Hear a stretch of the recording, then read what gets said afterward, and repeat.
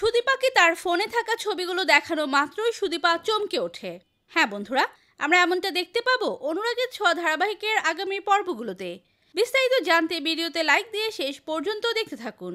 আদিত্য সুদীপার খোঁজ করতে গিয়ে যখন জানতে পারে মন্দিরের সামনে থেকে সুদীপার লাশ প্রীতম বসুর গাড়িতে চলেছিল, সঙ্গে সঙ্গে সুদীপার খোঁজ করতে আদিত্য প্রীতম বসুর বাড়িতে চলে আসে। আর সেখানে প্রীতম বসুর কাছে বারবার সুদীপার খোঁজ করলে প্রীতম বসু বলে ওঠে, আপনার কি করে মনে হলো সুদীপা আমার কাছে থাকবে? তখন আদিত্য বলে ওঠে, মন্দিরের সামনে থেকে লাস্ট আপনার গাড়িতেই সুদীপা উঠেছিল। তখন প্রীতম বসু হেসে বলে ওঠে, আপনার ওয়াইফের খোঁজ আপনার কাছে থাকার কথা, আমার কাছে নয়। এখান থেকে চলে যান, সুদীপা এখানে নেই। তখন আদিত্য আরো রেগে যায়।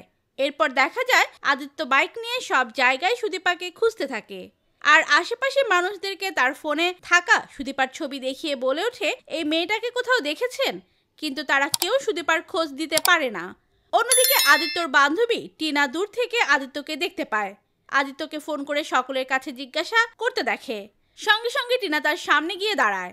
টিনার কাছে আদিত্য সুদীপার খোঁজ করলে সঙ্গে সঙ্গে টিনা বলে ওঠে, তোমার ওয়াইফ তো আমার হোস্টেলে উঠেছে, তোমাদের মাঝে কি কোনো ঝামেলা হয়েছে?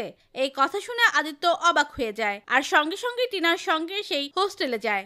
হোস্টেলে গিয়ে সুদীপার সঙ্গে কথা বলতে গেলে সুদীপা আদিত্যর ওপর রাগ দেখায়। তখন আদিত্য রাগ দেখিয়ে বলে ওঠে, প্রীতম বসুর সঙ্গে আলাদা প্রেম করার জন্য আপনাকে চৌধুরী বাড়ি ছাড়ার কোনো প্রয়োজন ছিল না। তো বন্ধুরা, পরবর্তী আপডেট সবার আগে পেতে সাবস্ক্রাইব করুন আমাদের চ্যানেলটি। ধন্যবাদ।